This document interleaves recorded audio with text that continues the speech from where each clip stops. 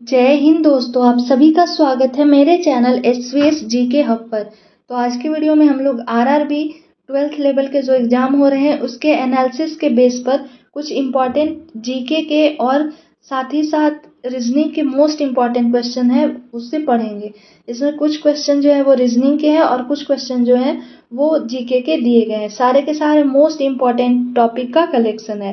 तो चलिए शुरू करते हैं। पहला प्रश्न आज का दिया गया है, यदि भारत का राष्ट्रपति इस्तीफा देना चाहता है तो वह अपना इस्तीफा को संबोधित करेंगे। अगर राष्ट्रपति इस्तीफा देते तो वो किसे अपना देंगे रिजाइनेशन लेटर?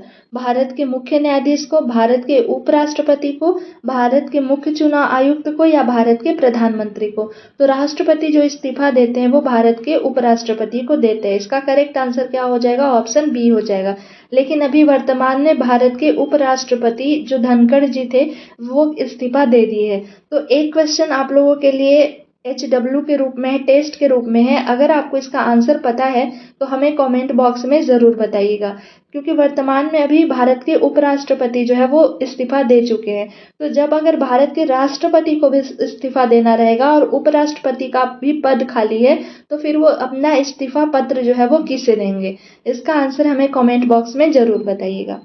चलिए अगला प्रश्न देखते हैं। भारत का राष्ट्रीय गीत कौन सा है? वंदे मातरम, जन गण मन, जय हो या इनमें से कोई नहीं? तो इसका करेक्ट आंसर हो जाएगा ऑप्शन ऑप्शन ए करेक्ट हो जाएगा, जो बंकिम चंद्र चटर्जी के द्वारा वो लिखा गया था और 1882 ईस्वी में उनके उपन्यास आनंद मठ के द्वारा ये प्रकाशित किया गया था। अगला प्रश्न है, झीलों की नगरी के नाम से कौन सा भारतीय शहर प्रसिद्ध है? जयपुर, उदयपुर, भोपाल या शिमला? इसका करेक्ट आंसर ऑप्शन बी हो जाएगा। उदयपुर को भारतीय शहर का झीलों की नगरी के नाम से जाना जाता है। अगला प्रश्न है, संविधान का अनुच्छेद 370 किससे संबंधित है? मोस्ट इंपॉर्टेंट क्वेश्चन है ये भी। उत्तराखंड से, जम्मू कश्मीर से, असम से या पंजाब से? तो इसका करेक्ट आंसर हो जाएगा ऑप्शन बी। 370 जो है वो जम्मू कश्मीर से संबंधित है। इसमें क्या था कि जम्मू कश्मीर का जो है वो एक अपना कानून होगा, तो ये सारे अनुच्छेद 370 से रिलेटेड थे। ऑप्शन बी करेक्ट हो जाएगा, जम्मू कश्मीर। अगला प्रश्न है, बनारस हिंदू विश्वविद्यालय की स्थापना किसने की, जिसे BHU के नाम से जाना जाता है? बनारस हिंदू यूनिवर्सिटी, महात्मा गांधी, पंडित मालवीय, काशी नरेश या प्रोफेसर अमर्त्य सेन? इसका करेक्ट आंसर हो जाएगा ऑप्शन बी, पंडित मदन मोहन मालवीय के द्वारा BHU की स्थापना की गई थी। अगला प्रश्न है, भारत दुर्दशा किसकी कृति है? मोस्ट इंपॉर्टेंट क्वेश्चन है ये भी। हरिश्चंद्र की, लल्लू लाल की, प्रेमचंद्र की या जयशंकर प्रसाद की? इसका करेक्ट आंसर ऑप्शन ए हो जाएगा, हरिश्चंद्र। भारतेंदु हरिश्चंद्र जिनका पूरा नाम है, उनके द्वारा भारत दुर्दशा को लिखी गई है। अगला प्रश्न है, किस विदेशी यात्रा ने भारत का दौरा सबसे पहले किया था? हेनसांग ने, मेगास्थनीज ने, इत्सिंग ने या फाहियान ने? इसका करेक्ट आंसर हो जाएगा ऑप्शन बी, मेगास्थनीज जो है वो पहले भारत का दौरा किया था। नेक्स्ट है क्वेश्चन, महात्मा गांधी का राजनीतिक गुरु कौन था? अरविंद घोष, गोपाल कृष्ण गोखले, बाल गंगाधर तिलक या लाला लाजपत राय? इसका करेक्ट आंसर ऑप्शन बी हो जाएगा, गोपाल कृष्ण गोखले। अगला प्रश्न है, भारत का प्रथम उपग्रह जिसका नाम क्या था? आर्यभट्ट, कब छोड़ा गया था? 1972 ईस्वी में, 1975 ईस्वी में, 1980 ईस्वी में या 1984 ईस्वी में? इसका करेक्ट आंसर हो जाएगा ऑप्शन बी, सन 1975 ईस्वी। गौतम बुद्ध ने अपना उपदेश कहाँ दिया था? प्रथम उपदेश पूछ रहा है, कहाँ दिया था? श्रावस्ती में, कुशीनगर में, कौशाम्बी में या सारनाथ में? इसका करेक्ट आंसर हो जाएगा सारनाथ। ऑप्शन डी करेक्ट हो जाएगा। नेक्स्ट क्वेश्चन देखते हैं, भारतीय संस्कृति का स्वर्ण युग गोल्डन एज था, मौर्य काल, राजपूत काल, चोल काल या गुप्त काल? इसका करेक्ट आंसर ऑप्शन डी हो जाएगा, गुप्त काल को गोल्डन एज के नाम से जाना जाता है, क्योंकि जितने भी कला हो गया या साहित्य का क्षेत्र हो गया, जितने भी विज्ञान के क्षेत्र हो गए, ये सारे के सारे गुप्त काल में ही अपने उत्कृष्ट स्थान पे थे। इस कारण से इसे गोल्डन एज के नाम से जाना जाता है। अगला प्रश्न है, भारतीय संविधान के किस अनुच्छेद में प्रेस की स्वतंत्रता दी गई है? मोस्ट इंपॉर्टेंट क्वेश्चन है ये, हमेशा पूछे जाते हैं। ऑप्शन में है अनुच्छेद 14, अनुच्छेद 25, अनुच्छेद 21A या अनुच्छेद 19(1). इसका करेक्ट आंसर हो जाएगा ऑप्शन डी, अनुच्छेद 19(1) में प्रेस की स्वतंत्रता को दर्शाया गया है। अगला क्वेश्चन है, कौन सी नदी बिहार का शोक कहलाती है? ऑप्शन में दिए गए हैं गंगा, सोन, कोसी या गोदावरी। तो बिहार का शोक के नाम से जाना जाता है कोसी को। इसका करेक्ट आंसर ऑप्शन सी हो जाएगा। नेक्स्ट क्वेश्चन है, ताप के केल्विन स्केल में जल का क्वथनांक होता है 100 केल्विन, 273 केल्विन, 373 केल्विन या 212 केल्विन। इसका करेक्ट आंसर हो जाएगा ऑप्शन सी, 373 केल्विन जो है वो जल का क्वथनांक होता है। नेक्स्ट क्वेश्चन है, रेल दुर्घटना के कारण इस्तीफा देने वाले प्रथम रेल मंत्री कौन थे? लाल बहादुर शास्त्री, जॉन मथाई, आसफ अली या इनमें से कोई नहीं। इसका करेक्ट आंसर हो जाएगा ऑप्शन ए, लाल बहादुर शास्त्री दुर्घटना के कारण इस्तीफा देने वाले पहले रेल मंत्री थे। अगला प्रश्न है, ये रीजनिंग का क्वेश्चन है। बाकी 5 जो क्वेश्चन है वो रीजनिंग के दिए गए और रीजनिंग की ये सारे के सारे मोस्ट इंपॉर्टेंट क्वेश्चन जो मॉडल सेट के हैं उसे ही दिया गया है, तो ध्यानपूर्वक आप लोग समझिएगा। देखिए, एप्पल को क्या दिया गया है, 521 दिया गया है। मोबाइल को उसी प्रकार से 612 लिखा है, तो एक्सप्लेन को क्या लिखा जाएगा? तो सबसे पहले देखिए, ये अल्फ़ाबेट है, अल्फ़ाबेट से आपके नंबर को दिए गए हैं, ठीक है। तो कहीं ना कहीं अल्फ़ाबेट से ये नंबर से कनेक्टेड होगा। तो ए का स्थान क्या होता है, 1 होता है, ठीक है। उसी प्रकार से पी का देखें तो पी का 16 होता है, फिर पी है तो पी का 16 होता है। एल है, एल का आपका हो जाता है 12 और ई है, ई का हो जाता है 5। अब इससे देखते हैं, ये ऐड करके स्क्वायर के फॉर्म में तो कहीं नहीं लिखा गया। तो 16 16 32, 32 एक 33 हो गया, 33 और ये 5 38, 38 तो 40, 40 10 50 हो गया। अब ये 50 से कोई भी रिलेशन 521 का नहीं है। तो नेक्स्ट देखते हैं इसमें और भी पैटर्न कौन से फॉलो हो सकते हैं। तो देखिए, इसमें क्या दिया गया है, टोटल जो है पहला जो लेटर आपका दिया गया है, इस एप्पल में कितने टोटल लेटर हैं, तो एप्पल में 5 लेटर दिए गए हैं, ठीक है। 1 2 3 4 5। अब ये जब 5 का हम लोग क्यूब करेंगे, 5 का क्यूब करने से कितना आ जाएगा, तो 5 का जब क्यूब करेंगे तो संख्याएं प्राप्त होंगी 125 आ जाएगा। अब 125 को क्या किया गया है कि इसके संख्याओं को पलट कर लिख दिया गया है। तो जब इसे पलटेंगे तो क्या हो जाएगा, 521 आ जाएगा। तो इस स्थान पे ऐसे 521 को लिखा गया है। अब नेक्स्ट देखिए, मोबाइल है। मोबाइल में टोटल कितने हैं, 1 2 3 4 5 6 लेटर हैं। तो 6 का क्या करेंगे, क्यूब कर देंगे, क्योंकि इसमें भी 5 का क्यूब किए थे। अब 6 का जब क्यूब करेंगे तो कितना आ जाएगा, 216 आ जाएगा, 216। अब इसमें भी इसे पलट कर लिख दिया गया। तो 216 को जब अंकों को पलटेंगे तो क्या बनेगा, 612 बन जाएगा। इस स्थान पे देखिए 612 लिखा गया है, यानी पैटर्न हमारा सही जा रहा है। उसी प्रकार से एक्सप्लेन में भी क्या करेंगे, देखेंगे कि टोटल कितने लेटर हैं, उस लेटर का क्यूब करेंगे।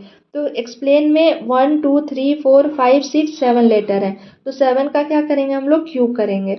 7 को 3 टाइम्स मल्टीप्लाई करेंगे तो 7 इंटू 7 49, 49 इंटू 7 करेंगे तो क्या आ जाएगा, 343 आ जाएगा। अब 343 को अगर पलटेंगे भी तो सेम संख्याएं बनेंगी, कोई भी इसमें चेंजेस नहीं होगा। इसे इस प्रकार से जब पलटते हैं तो 343 ही आएगा। तो इसका करेक्ट आंसर 343 हो जाएगा। देखते हैं किस ऑप्शन में है, ऑप्शन सी में दिया गया। करेक्ट आंसर इसका ऑप्शन सी हो जाएगा। अगला प्रश्न है, यदि किसी सांकेतिक भाषा में डॉक्टर को COD ROT लिखा है तो उसी प्रकार मोनिको को क्या लिखा जाएगा? अब देखिए, डॉक्टर को क्या लिखा गया है उसे हम लोग लिखते हैं DOCTOR, ये डॉक्टर हो गया। अब इसे क्या लिखा गया है, तो C है, O है, D है, ROT। अब जब नीचे इसका देख रहे हैं प्रश्न आकृति, प्रश्न वाले में, तो डॉक्टर में जितने लेटर हैं वो नीचे इसमें भी सारे में शामिल हैं, ठीक है। तो कहीं ना कहीं इसे बस पलट कर लिखा गया है। तो देखिए, ये पहला जो 3 है DOC, उसे क्या किया गया है, इस प्रकार से पलट कर लिखा गया, यानी कि COD कर दिया गया है। COD इस क्रम में ऐसे करके लिखा गया है। और बाकी ROTOR जो है उसे क्या किया गया है, तो इस प्रकार से ये R को लिखा गया है, फिर बीच वाले को वैसे ही छोड़ दिया गया है और T जो है वो उसे लास्ट में कर दिया गया है। तो इसी प्रकार से हम लोग मोनिको को भी सेम इसी पैटर्न में लिख देंगे, MONIKO। अब इसमें पहले 3 लेटर को पलट के लिखा था, तो पहला 3 लेटर कौन सा हो जाएगा, तो N हो जाएगा, O हो जाएगा और M हो जाएगा। उसके बाद देखिए लास्ट की जो लेटर है उसे लिखा था R को, तो इसका लास्ट का लेटर क्या है, O है, तो O को हम लोग लिख देंगे। उसके बाद बीच का जो लेटर था उसे वैसे ही छोड़ दिया, O था तो O को वैसे ही छोड़ दिया है, तो इसमें बीच का लेटर कौन सा है, K है, इसे क्या K को लिख देंगे। उसके बाद क्या है, तो ये जो 4th नंबर पे आया है उसे लास्ट में कर दिया, तो इसके 4th में क्या है, I को लिखा गया है, तो I इस स्थान पे आ जाएगा, यानी NOMOKI इसका करेक्ट आंसर हो जाएगा। देखते हैं किस ऑप्शन में है, NOMOKI ऑप्शन डी में दिया गया, तो इसका करेक्ट आंसर ऑप्शन डी हो जाएगा। नेक्स्ट क्वेश्चन है, दर्पण प्रतिबिंब ज्ञात करिए। मोस्ट इंपॉर्टेंट क्वेश्चन है ये, ध्यान पूर्वक समझिएगा। ये दर्पण प्रतिबिंब में जब क्या होता है, जो डायरेक्शन जो भी दिए रहते हैं, इस स्थान पे देखिए दर्पण दिया गया है, ये दर्पण प्रतिबिंब पूछ रहा है कि क्या होगा। तो जब भी आपसे दर्पण प्रतिबिंब पूछा जाता है तो उसमें क्या होते हैं, उसके आकृति में बस लेफ्ट टू राइट में चेंजेस होते हैं, लेफ्ट और राइट जो है उसी में चेंजेस होगा, यानी कि जो राइट है वो लेफ्ट हो जाएगा, जो लेफ्ट है वो राइट हो जाएगा। बाकी इसके अप एंड डाउन जो ऊपर और नीचे की आकृति होती है उसमें क्या होते हैं, कोई भी चेंजेस नहीं होते हैं, नो चेंजेस। तो अब देखेंगे कि किस प्रकार से इसकी आकृति बनेगी, ओनली लेफ्ट और राइट बनेगा।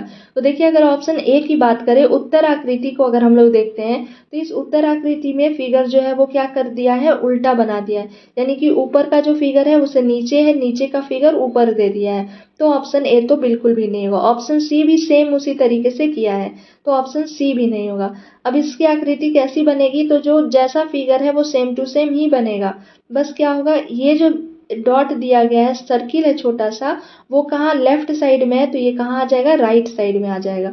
तो अब ऑप्शन डी में देखिए सेम वैसी ही आकृति बनी हुई है जैसा दिया गया है, तो ऑप्शन डी भी नहीं होगा, ऑप्शन बी हो जाएगा। सेम आकृति, बस इसका लेफ्ट में जो है वो राइट में हो जाएगा और राइट वाले लेफ्ट में हो जाएगा। तो ये किस स्थान पे, लेफ्ट स्थान पे सर्किल दिया गया, तो वो कहाँ आ जाएगा, इधर आ जाएगा राइट में। ऑप्शन बी देखिए उसी प्रकार से दिया गया, ऑप्शन बी करेक्ट हो जाएगा। अगला प्रश्न है, निम्न विकल्पों में से असंगत विकल्प का चयन करें। ऑड वन आउट का ये क्वेश्चन है, ये एसएससी के एग्जाम में पूछे गए प्रश्न है।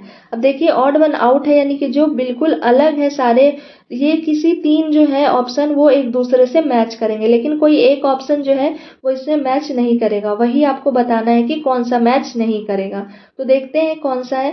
तो पहले ऑप्शन को अगर हम लोग देखते हैं तो इसमें FUBY दिया गया है। जैसे ही FUBY को देख रहे हैं तो सबसे पहले हमारे माइंड में क्या आ रहा है कि ये अपोजिट फॉर्म में दिए गए हैं, ठीक है। जैसे A का अपोजिट क्या होता है, तो A का अपोजिट होता है Z, B का अपोजिट क्या होता है, B का अपोजिट होता है Y, C का अपोजिट हो जाता है X, D का अपोजिट हो जाता है W, E का अपोजिट होता है V। ये सारे के सारे इसके अपोजिट फॉर्म है।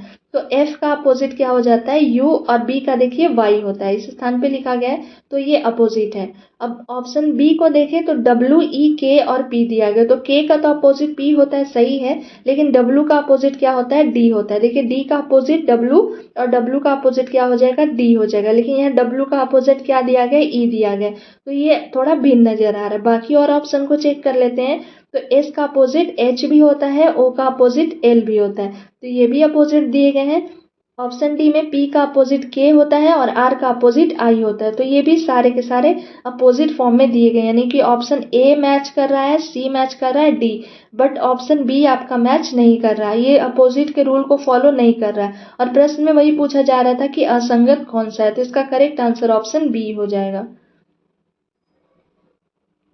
नेक्स्ट क्वेश्चन देखते हैं, यदि किसी निश्चित कोड भाषा में टर्निप को क्या लिखा गया है, 239597 लिखा गया है, क्वीन को 83555 लिखा गया है, तो उस भाषा में लेमन कैसे लिखा जाएगा। अब देखिए अल्फ़ाबेट दिए गए, ठीक है, ABCD जो है वो सारे अल्फ़ाबेट कहलाते हैं। अल्फ़ाबेट से ये क्या बना है, तो अल्फ़ाबेट से नंबर बना है, तो कहीं ना कहीं इसके अल्फ़ाबेट के स्थान से संबंधित होंगे तभी ये नंबर आया है।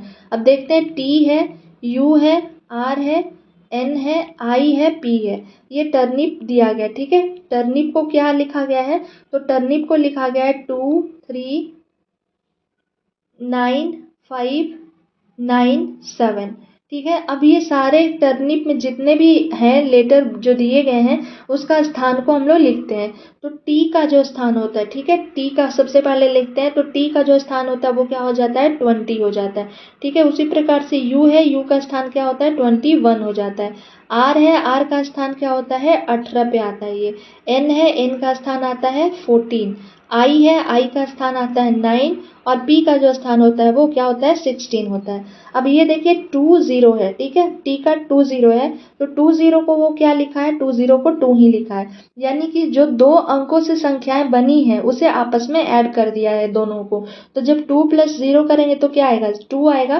तो देखिए इस स्थान पे 2 को लिखा गया है। 21 में कितने लेटर हैं, 2 हैं, 2 है और 1 है। तो 2 1 को जब ऐड करेंगे तो क्या हो जाएगा, 3 हो जाएगा। इस स्थान पे भी देखिए 3 को दिया गया है। 1 और 8 को ऐड करेंगे तो क्या हो जाएगा, 9 हो जाएगा। तो 9 लिखा गया है। ये 1 4 को ऐड करेंगे तो क्या आएगा, 5 आएगा। तो ये 5 लिखा गया है। 9 सिंगल नंबर है, इसमें कोई भी और संख्याएं ऐड नहीं है। तो 9 को 9 लिखा गया है। और 16 है, 16 में 2 संख्याएं हैं, पहली 1 और दूसरी 6। अब 1 और 6 को ऐड करेंगे तो क्या हो जाएगा, 7 हो जाएगा। यानी इसके अल्फाबेट के स्थान को लिखकर अगर 2 अंकों की संख्या है तो उसे आपस में ऐड करके एक नंबर बना के उसे लिखा गया है। उसी प्रकार से हम लोग लेमन को भी लिखेंगे। तो चलिए लेमन को लिखते हैं, कौन कौन से स्थान पे आएंगे सारी संख्याएं। तो सबसे पहले लेमन को लिख लेते हैं, LEMON। अब लेमन में कौन कितने नंबर पे आता है लिखते हैं। एल है तो एल का स्थान क्या होता है, एल का स्थान हो जाता है 12। ई है, ई का स्थान क्या होता है 5। एम है, एम का स्थान होता है 13। ओ का स्थान हो जाता है 15। और एन का स्थान हो जाता है 14। अब इन सारी संख्याओं को आपस में ऐड करेंगे। तो पहली जो संख्या दी गई है वो 12 है। 12 में 1 और 2 ये दोनों को ऐड करेंगे तो क्या हो जाएगा, 3 हो जाएगा। ये 5 सिंगल है तो उसे सिंगल 5 लिख देंगे। उसके बाद 13 है तो 13 में 1 और 3 है तो इसे ऐड करेंगे, 1 और 3 क्या हो जाएगा, 4 हो जाएगा। ओ का 15 है तो 1 और 5 6 हो जाएगा। और एन है, एन का 14 होता है, यानी कि 1 + 4 करेंगे तो 1 + 4 क्या हो जाएगा, 5 हो जाएगा। अब संख्याएं जो बनेंगी वो क्या आ रही है, 3 5 4 6 5 आ रहा है। देखते हैं किस ऑप्शन में है, 3 5 4 6 5 ऑप्शन ए में दिया गया। तो इसका करेक्ट आंसर ऑप्शन ए हो जाएगा। तो ये कुछ इंपॉर्टेंट आपके रेलवे और एमटीएस के एग्जाम में जो पूछे गए प्रीवियस ईयर के क्वेश्चन थे उसका इंपॉर्टेंट क्वेश्चन का कलेक्शन था। आई होप आपको वीडियो पसंद आया होगा। वीडियो पसंद आया तो प्लीज़ एक लाइक शेयर एंड सब्सक्राइब ज़रूर करें ताकि आने वाले वीडियो का नोटिफिकेशन आपके नंबर पर आ सके। मिलते हैं जल्द नेक्स्ट वीडियो के साथ। Thank you for watching my video.